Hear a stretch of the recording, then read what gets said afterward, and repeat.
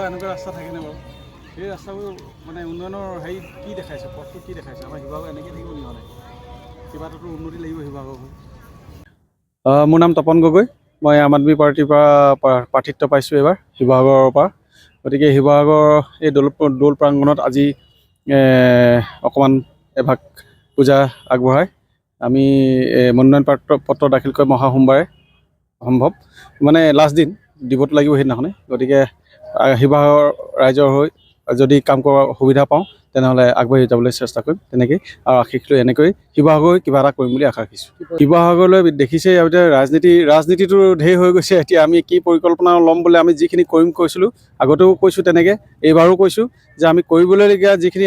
যথেষ্ট সংখ্যক কাম আছে উন্নয়নটো ঢেৰ দেখিলে মানুহে এতিয়া উন্নয়ন কি ধৰণৰ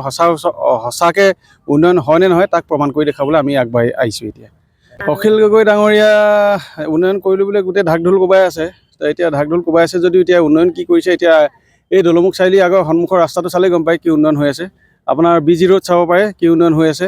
স্বাস্থ্যকেন্দ্ৰ চাওক কি উন্নয়ন হৈ আছে ৰাইজে বিচাৰ কৰক এতিয়া উন্নয়ন যদি এনেকুৱা হয় তেনেহ'লে ঢেৰ কৰিছে আৰু যদি উন্নয়ন সঁচা অৰ্থত লাগে তেনেহ'লে আমি আহিব লাগিব আৰু